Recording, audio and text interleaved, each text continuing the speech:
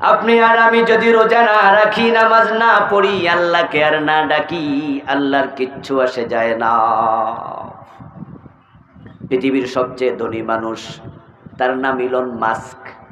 সে একজন খ্রিস্টান, অমুসলিম অথবা ইহুদি, তার ধর্মের ব্যাপারে আমার জানা নাই, তবে সে অমুসলিম অতটুকু আমি নিশ্চিত। এই ইলন মাস্ক, সে আল্লাহ বলে একদিনও ডাকে না, এতে আল্লাহর কিছু আসে যায় না। পৃথিবীর সবচেয়ে ক্ষমতাশীল রাষ্ট্র আমেরিকা, তার প্রেসিডেন্ট ডোনাল্ড ট্রাম্প, সে একজন খ্রিস্টান। জীবনে আল্লাহ বলে একদিনও ডাকে নাই, এক ওয়াক্ত নামাজ পড়ে নাই, একটা রোজা রাখে নাই, আল্লাহর কিছু আসে যায় না। তো আপনি তো ইলন মাস্কের মতো ধনীও না, ট্রাম্পের মতো ক্ষমতাওয়ালাও না, তো আপনি যদি আল্লাহরে রাগ দেখাইয়া রোজা ছাইরা দেন, আল্লাহর কি আসে যায়? এই জন্য আপনি রাগ দেখাইয়া রোজা ছাড়বেন তা নয়, বরং আপনি সিদ্ধান্ত নেন যে আমি অপরাধগুলো ছেড়ে দেব, এটা আপনার জন্য কল্যাণ।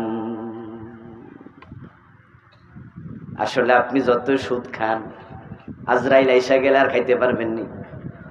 যতই গোশ খান, এটি কিন্তু সারণ লাগবো। এই গোশের টাকা পকেটে লইয়া কবরে যাইতে পারবেন না। পাবলিক কিন্তু সব রাইখা দিব, হাতের ঘড়ি, পকেটের মানি ব্যাগ, গায়ের জামা, হাতের আংটি সব খুলে রেখে দেবে। তুমি যতই হারাম খাও, কবরে নেয়ার কোনো সুযোগ নাই। তোমাকে সব রেখে যেতেই হবে, যেহেতু ছেড়ে যেতেই হবে, এজন্য আজকেই হারাম ছাড়ার সিদ্ধান্ত নেও।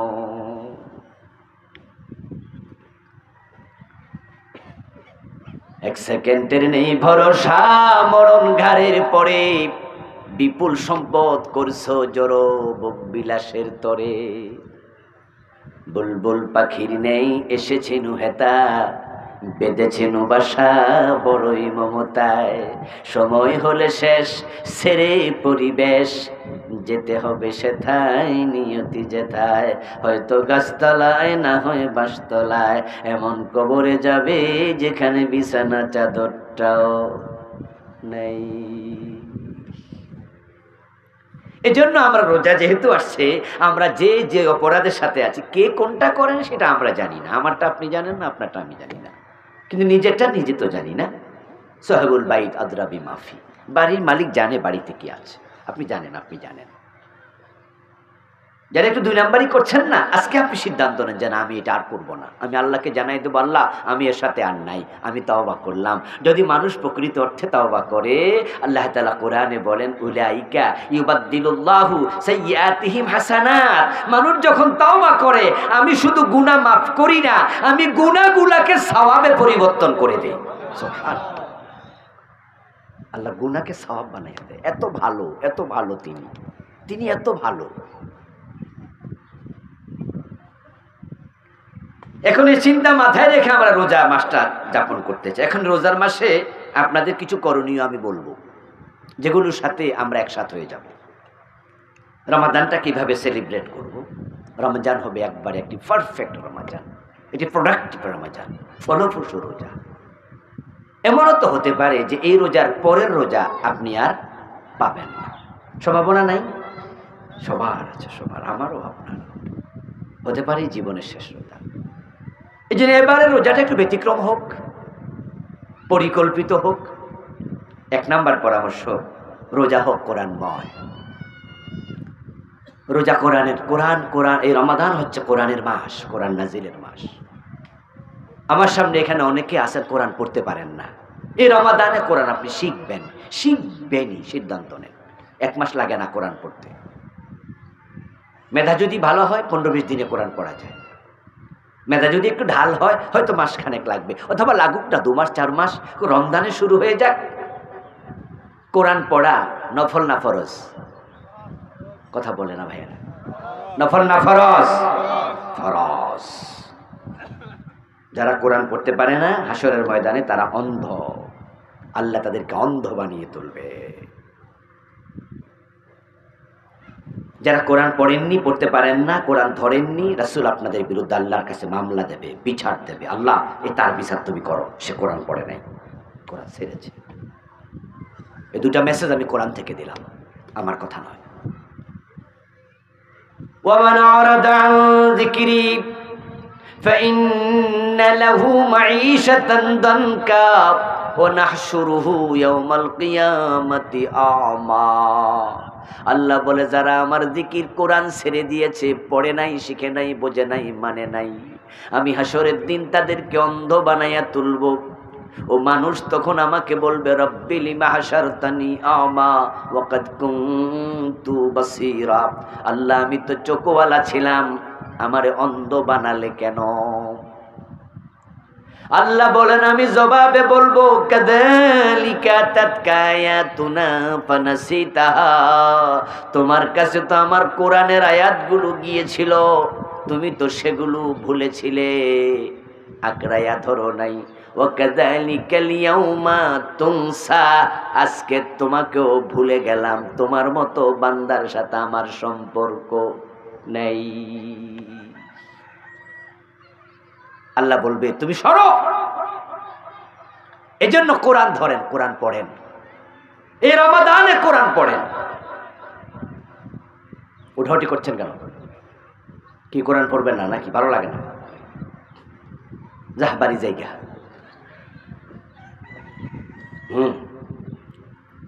কোরআন পড়বেন, এটা এত সহজ কিতাব যা আপনি শুরু করে দেন দেখবেন আল্লাহ কেমনে সহজ করে দেন। পৃথিবীতে কোরআনের মতো সহজ কোনো কিতাবই নাই। মাত্র 3-3.5 বছর বয়স্ক আমি হাফেজ দেখেছি, কথা বলতে পারে না এখনো, কিন্তু কোরআন মুখস্থ করে বলছে পুরাটা। আমি এমন পেয়েছি যে তোতলা নাম বলতে পারে না, কিন্তু কোরআন তেলাওয়াত করছে। কোরআন তেলাওয়াত করার সময় বুঝি নাই যে সে তোতলা। এটা সহজ কিতাব, আপনি পড়েন, হয়ে যাবে সহজ। মাত্র 28 দিনে 30 পারা মুখস্থ করে ফেলছে এমন হাফেজ বাংলাদেশেও। 28 দিনে 30 পারা মুখস্থ করে ফেলছে, আর আপনি পুরা জীবনে দেখে দেখে পড়তে পারেন না। 1 নম্বর পরামর্শ। দ্বিতীয় হচ্ছে যারা পড়তে পারেন বিশুদ্ধ পড়বেন। গ্রামে গঞ্জে সবচেয়ে বড় প্রবলেম হচ্ছে কোরআন যারা পড়তে পারে তাদের অনেকের কোরআন তেলাওয়াত বিশুদ্ধ হয় না। হাদিসে আছে রুব্বা কারিইন লিল কোরআন ওয়াল কোরআন ইয়ালআনুহু। এমন অসংখ্য পাঠক আছে কোরআনের যারা কোরআন পড়ার সাথে সাথে কোরআন তাদেরকে অভিশাপ দেয়। বালার লাগা পড়ছিলেন, উল্টা হয়েছে। আপনি ড্রাইভিং জানেন কিন্তু হাত ক্লিয়ার না। আপনি যদি হাত ক্লিয়ার না করে গাড়ি নিয়ে আপনি হাইওয়ে চলে যান, তাহলে অন্য গাড়ির তলে পড়ে মরে যাবেন, অথবা নিজে গাড়ি নিয়ে আরেকজন গায়ে তুলে দেবেন। ঠিক যারা কোরআন বিশুদ্ধ পারেন না তারা খতম করবেন না। যদি খতম শুরু করেন কোরআনের বদদোয়ায় গজব হয়ে যাবেন। কোরআন সারাক্ষণ অভিশাপ দেবে আপনাকে। কারণ হচ্ছে কোরআনের কাফের জায়গায় কাফ, আইনের জায়গায় হামজা, হায়ের জায়গায় ছোট হা যদি উচ্চারণে ভুল হয় তাহলে এমন জায়গাও আছে অর্থের আকাশ পাতাল ব্যবধান হবে, এমন জায়গা আছে যেখানে কুফরি হবে। ওয়ারাত্তিলিল কোরআনা তারতিলা, কোরআন পড়বেন বিশুদ্ধভাবে। এখন যারা কোরআন পড়েন তাদের কোরআন বিশুদ্ধ কিনা কিভাবে বুঝবেন? কেমনে বুঝবেন যে হুজুর 30 বছর ধরে পড়তেছি বিশুদ্ধ না? কি কোন? এটা না, আপনি কত বছর পড়েন এটা বিশুদ্ধ সার্টিফিকেট নয়। বিশুদ্ধের সার্টিফিকেট হলো একজন হাফেজ সাহেবকে শোনানো। মাওলানার কথা বলি নাই, কিন্তু হাফেজের কথা বলছি। কারণ মাওলানাদের মাঝেও বিশুদ্ধ হয় না এমন 2-4 জন মাওলানা আছে, কিন্তু হাফেজদের মাঝে সবার তেলাওয়াত বিশুদ্ধ, 100 জন। এই জন্য আপনার এলাকায় একজন হাফেজকে আপনি অনুরোধ করবেন যে হুজুর আপনি দয়া করে আমার 1 পৃষ্ঠা কোরআন শোনেন, আমি একটু পড়ি, আপনি একটু শোনেন। আপনি উনাকে 1 পৃষ্ঠা তেলাওয়াত করে শোনালেন। আর হুজুর যদি আপনাকে শোনার পরে বলে হাফেজ সাহেব যে না মাশাআল্লাহ আপনার তেলাওয়াত শুদ্ধ, তাহলে নিশ্চিন্তে আপনি এবার খতম শুরু করেন। রমাদানে প্রতিদিন কমপক্ষে 1 পারা পড়বেন, 30 দিনে 30 বার। এখন যারা বিশুদ্ধ তেলাওয়াত পারেন কিন্তু অর্থ জানেন না, অর্থবিহীন কোরআন পড়ে তাকে রাখার জন্য কোরআন আসে নাই। বরং আপনাকে কোরআনের অর্থ শিখতে হবে। যারা কোরআন পড়ে কিন্তু বোঝে না, কোরআনের ভাষায় আল্লাহ তাদেরকে বলছে গাধা। কামাসালিল হেমার ইয়াহমিলু আসফারা।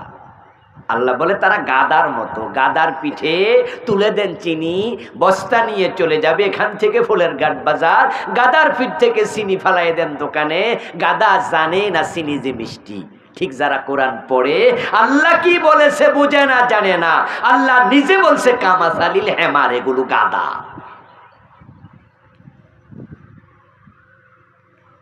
তাই যারা কোরআন পড়ছেন অর্থ পড়বেন।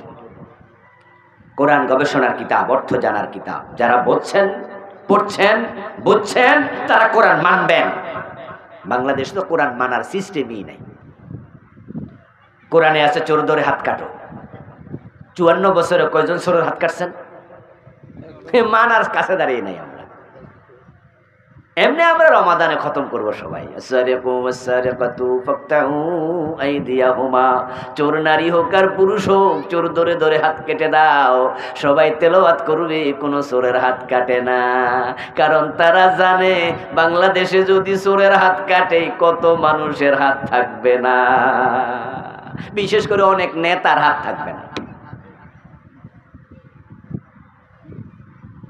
এই দেশের নেতারা এই পরিমাণ টাকা চুরি করে যেটা সাধারণ পাবলিক 2-10,000 মিলেও করে না, এক নেতা যা করে। আমাদের সাবেক প্রধানমন্ত্রী বলছে উনার বাড়ির ফিয়ন কত কোটি টাকার মালিক জানেননি আপনারা? 400 কোটি। চোর না ডাকাত? আমার প্রিয় ভাই, যদি বাড়ির ফিয়ন 400 কোটি টাকার মালিক হয়, তাহলে বাড়িওয়ালা কত কোটি টাকার মালিক? ও তো হিসাব ছাড়া, বিনা হিসাব। এজন্যই তো আমরা চোর ধরে হাত কাটার আইনের কথা বললে ওরা আমাদের রাজাকার বলে গালি দেয়। কারণ হচ্ছে ওরা জানে যে হাত কাটা শুরু হলে তাদের নিজেদের অনেকের হাত থাকবে না।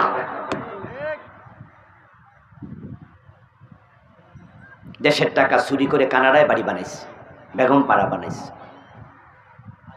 শুধু এস আলম গ্রুপ ইসলামী ব্যাংকের 18টি শাখা থেকে টাকা বিদেশে পাচার করেছে 80,000 কোটি। 80,000 কোটি। এস আলম গ্রুপ একা করে নাই। অর্থমন্ত্রী কি করছে, অর্থ সচিব কি করছে, গভর্নর কি করছে, ওরা কি খোঁজ খবর রাখে নাই? সবাই জানে এত টাকা পাচার হচ্ছে, কিন্তু কিছু বলে নাই। কেন বলবে? কারণ পার্সেন্টেজ ওনাদেরও আছে। সবে মিলে একসাথে খাইছে। কোরআনে আছে জেনা করলে 100 বেত লাগাও। 54 বছরের বাংলাদেশ 100 বেত কোনোদিন লাগায় নাই। বিবাহিত হলে পাথর মেরে হত্যা করো, একদিনও মানে নাই। মদ পান করলে 80 বেত লাগাতে হবে, হাদিসে পাওয়া যায়। 80 বেতের আইন বাংলাদেশে একদিনও আমরা দেখি নাই। অথচ হযরত ওমর রাদিয়াল্লাহু তাআলা আনহু নিজের ছেলে আবু শামা মদ পান করেছে, ছেলেটাকেও রেহাই দেন নাই। মদ্যপানের অপরাধে প্রিয় পুত্রকে নিজ করে মেরেছ, দুররা মরেছে পুত্র তোমারই চোখের পরে। কোরআনে আছে লাহুল খালকু ওয়াল আমর, সাবধান, সৃষ্টি যার, আইন চলবে শুধুই তার। এটা হলো আল্লাহর কোরআনের বক্তব্য। ইনিল হুকমু ইল্লা লিল্লাহ, আল্লাহ ছাড়া কারো আইন চলবে না। সৃষ্টি যার, আইন চলবে শুধুই তার। আপনারা একটু আমার সাথে বলুন তো দয়া করে, সৃষ্টি কার? সবাই বলেন, সবাই, সৃষ্টি কার? আইন চলবে কার? কার আইন চলছে? আল্লাহর না ব্রিটিশের? তো ব্রিটিশের আইন যদি আদালতে চলে, সংসদে চলে, গণভবনে চলে, বঙ্গভবনে চলে, অর্থনীতিতে চলে, সমাজনীতিতে চলে, রাজনীতিতে চলে, শুধু সব জায়গায় ব্রিটিশ আইন মাইনা, আর আপনি বলছেন আপনি আল্লাহর গোলাম। আপনি তো ব্রিটিশের গোলাম, আল্লাহ না।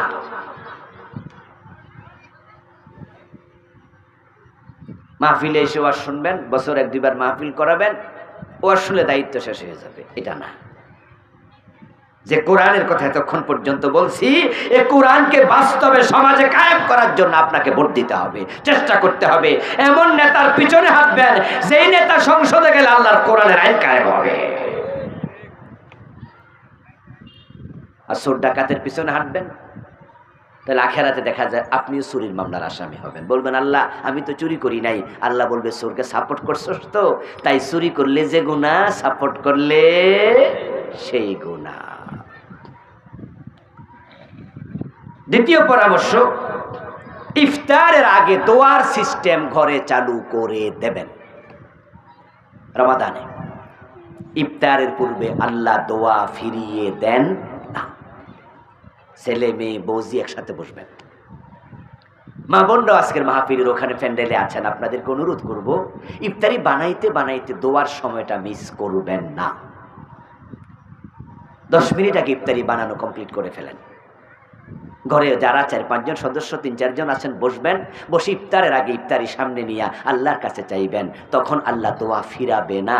একদিন আপনি হাত তোলেন, একদিন আপনার মেয়েকে বলেন, বড় মেয়েটাকে, মা তুমি হাত তোলো, তুমি দোয়া করো, আমরা আমিন আমিন বলবো। একদিন আপনার স্ত্রী হাত তুলবে, আপনারা আমিন আমিন বলবেন। একদিন বড় ছেলেটা হাত তুলবে, আপনারা আমিন আমিন বলবেন। ঘরের মাঝে দোয়ার একটা সিস্টেম চালু করে দেন। একদিন হয়তো আপনি থাকবেন না, কিন্তু দোয়া চলতে থাকবে। অভ্যাস চালু করে দেন। রমাদান উপলক্ষে দান সাদাকা বাড়াইয়া দেবেন। রমাদানে কোনো ফকির যেন বাড়ি থেকে পায় না ফিরে একজন না যায়। যাদের দোকান আছে, দোকানে ভাঙতি টাকা রেখে দেবেন। রমাদান উপলক্ষে 5 টাকার কয়েন বেশি করে রেখে দেবেন, ভাঙতি টাকা রেখে দেবেন, বেশি বেশি দেবেন, বেশি বেশি দেবেন। রমাদানে বারাকাতের মাস, একটা নফল একটা ফরজের সমান হয়, একটা ফরজ 70টা ফরজের সমান হয়। বিশাল ব্যাপার। অনেকে বলে দোকানে হুজুর দিতে দিতে বিরক্ত হয়ে যাই। আমাকে বলেছে এমন ভাই আছে যে হুজুর রমাদান মাসে ব্যবসা করব না ফকির বিদায় করব বুঝি না, শুধু লাইন ধরে আসে, বিরক্ত হয়ে যাই। আমি বলি দোস্ত, বিরক্ত হইও না।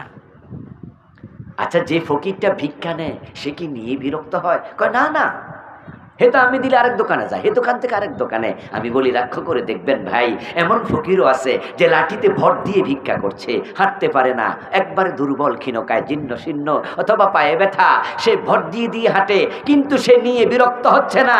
আপনি দিলে সে আপনার থেকে নিয়ে আরেক দোকানে যায়, সেখান থেকে আরেক দোকানে যায়, বেশি পাচ্ছে তাই সারা দিন ভিক্ষা করছে। যে নিয়ে নিয়ে হেঁটে হেঁটে বিরক্ত হয় না, আপনি এক চেয়ারে বসে দিতে দিতে বিরক্ত কেন হন? আসমানের মালিক যদি চাইতো তার জায়গায় আপনাকে, আপনার জায়গায় তাকে বসাতে আল্লাহর একদিনও লাগতো না।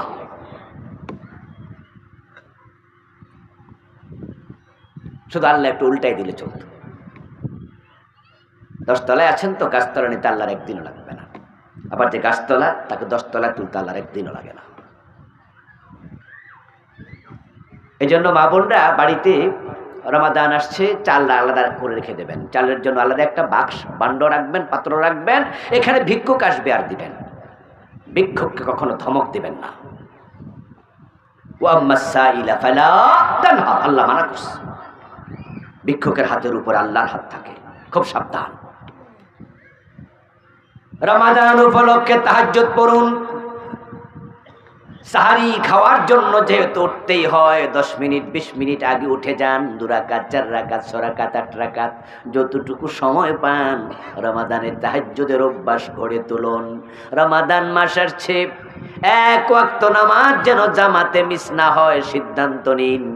30 রোজায় 150 ওয়াক্ত নামাজ, 150 ওয়াক্তই জামাতে পড়ব, 1 ওয়াক্ত মিস দেব না। এই সিদ্ধান্ত নিতে রাজি আছেন না নাই? নিতে পারবেন? আজকে সিদ্ধান্ত নিয়ে বাড়ি যান, 150 ওয়াক্ত জামাতে পড়ব, 1 ওয়াক্ত মিস করব। নামাজের আগে পরে কিছু সুন্নাহ আছে, নফল আছে, রমাদান উপলক্ষে এগুলো পড়ুন। প্রিয় ভাইরা, দৃষ্টি এবং জবানের হেফাজত করুন। হোটেল রেস্তোরাঁ বন্ধ রাখুন। তারাবিতে অবশ্যই ধীরে ধীরে নামাজ পড়ুন। গ্রামে গঞ্জে তারাবির নামে তামাশা চলে। অধিকাংশ গ্রামের মসজিদে 20 রাকাত তারাবি, তারা দেখা যায় যে 30 মিনিটের ভিতরে ক্লোজ। কোন কোন মসজিদ আছে 18 মিনিটও হয়ে যায়। হুজুরের গতি দেখলে মনে হয় বিমানও ফেল। কি কেরাত যে পরে হুজুর নিজেও বোঝে না। শুধু শেষ দিকে জালিমিন কইয়া টান মারলে পাবলিক বুঝে রুকুতে যাওয়ার টাইম হয়েছে। এমন গ্রামের মসজিদ পাবেন যে পিছনে পোলাপান বারান্দা দুষ্টামি করে আর খাড়াই থাকে কান খাড়া করাইয়া যে হুজুর কখন জালিমিন টান মারব। ওরা আইসা রুকুত যাইব। আল্লাহর সামনে দাঁড়িয়ে তারাবান তারাবির নামে তামাশা বন্ধ করুন। নামাজ মানে হলো আল্লাহর সাথে কথোপকথন, দিদার। ইযা কামা আহাদুকুম ফি সালাতিহি ফাইন্নাহু ইউনাজি রাব্বাহ। সহিহ মুসলিমের হাদিস, প্রিয় নবী বলছে, তোমাদের কেউ যখন নামাজে দাঁড়ায় সে আল্লাহর সাথে কথা বলে, আল্লাহ তার দিকে তাকাই থাকে। আরশের মালিকের সামনে তুমি দাঁড়িয়েছো, কিসের তাড়াহুড়া? হুজুরকে বলে দেবেন যে হুজুর আমরা তাড়াহুড়া করতে চাই না, আমরা ধীরে স্থিরে পড়তে চাই, আমাদের তো কারো বিমান ফেল করব না যে আমরা বিদেশ চলে যাচ্ছি, এয়ারপোর্টে নামাজ পড়তেছি, তাড়াতাড়ি বিমানে ওঠো না। রমাদান আসছে, ইবাদতের মাস, কিসের তাড়াহুড়া? লাগুক না 1 ঘন্টা, অসুবিধা কি? আপনার জীবনের সবচেয়ে দামি সময় যেটা, সেটা হচ্ছে নামাজের ভিতরে যে সময়টা কাটে, এর চেয়ে দামি সময় আর নাই। হুজুররা তাড়াহুড়া কেন করে জানেন? হুজুররা জানে আস্তে আস্তে পড়াইলে মুসল্লি থাকবো না, আর মুসল্লি কমে গেলে বেতন দিব কেডা? হুজুরের না বউ আছে, পেট আছে, পিঠ আছে, বাচ্চা আছে। আপনারা যদি সাহস যোগান যে হুজুর আমরা আসি, আমরা যাইতাম না, আমরা আসি আপনার লোক, রিজিকের মালিক রাজ্জাক, যারা যায় জাগা, আমরা আসি, 10 টাকার জায়গায় 20 টাকা দেব। হুজুরদের পিছন থেকে 2-4 জন ভালো মানুষ একটু ইয়ে করেন, একটু ব্যাকিং দেন, হুজুরকে বলেন হুজুর আমরা আসি, আল্লাহ ভরসা। মসজিদগুলোতে ধীরস্থিরভাবে তারাবি পড়বেন, ধীরস্থিরভাবে সুন্দর করে করে ইতিকাফের পরিকল্পনা করুন। রমজান আসছে, শেষ দশকে ইতিকাফ। জীবনে ইতিকাফ করে না এমন মানুষ কি আজকের এখানে 2-4 জন আছেন না? আমার রাসূলের সুন্নাহ কি জানেন? তিনি ইতিকাফ কখনো ছাড়েন নাই, আর আপনি ইতিকাফ কখনো করেন নাই। রাসূলের সাথে মিল না অমিল? তো কেমন মুসলমান আপনি, কেমন আপনি উম্মত? সুন্নাত জীবনে নাই? সুন্নতবিহীন উম্মত কি? রাসূল ইতিকাফ কখনো ছাড়ে নাই। He was so much busy person. পৃথিবীতে উনার মতো দায়িত্বশীল ব্যক্তি কে আছে? 11 জন বউ ছিল, 9 জন স্ত্রী জীবিত একসাথে ছিল, 9টা ফ্যামিলি সামলাইছে, মদিনার প্রেসিডেন্ট ছিলেন, রাষ্ট্র সামলাইছে, প্রধান বিচারপতি বিচার সামলাইছে, প্রধান সেনাপতি যুদ্ধ সামলাইছে। এত কিছুর পরেও প্রতি রমজানে ইতিকাফ করছে, আর আপনি পুরা জীবনে একদিনও করেন নাই। এজন্য এইবার ইতিকাফের সিদ্ধান্ত নেন যে এবার ইতিকাফ করবেন, কদর তালাশ করবেন রমাদানের শেষ দশকের বেজর রাতে। টাকা থাকলে উমরা চলে যান, 1.5 লাখ টাকার মতো খরচে রমাদানে উমরায়। পয়সা আছে কাজে লাগান। ইবাদতের স্বাদ কাকে বলে মক্কায় নামাজ পড়লে টের পাবেন। কি দারুণ কেরাত! 2 ঘন্টা প্রায় লেগে যায় 20 রাকাত তারাবি পড়তে। কিয়ামুল লাইলে শেষ দশকে কিভাবে যে সময় কাটে, সারা রাত মানুষ ঘুমায় না। নামাজের মজা কাকে বলে আল্লাহর ঘরে গেলে পাবেন। রাসূল বলছে, আল উমরাতু ফি রমাদানা তাআদিলু হাজ্জাতান। যে ব্যক্তি রমাদানে উমরা করে আল্লাহ তাকে হজের সমপরিমাণ সওয়াব দেয়। সুবহানাল্লাহ। আসুন না প্রিয় ভাইরা, রমাদানটাকে আমরা ঠিক সুন্নাহর আলোকে সেলিব্রেট করি। যে কথাগুলো বললাম, আল্লাহ আমাকে যারা শুনলেন সকলকে মেনে চলার তৌফিক দান করুন। সবাই বলেন আমিন। হাদা মা ইনদি ওয়াল ইলমু ইনদাল্লাহ আলাইহি তাওয়াক্কালতু ওয়া ইলাইহি উনীব।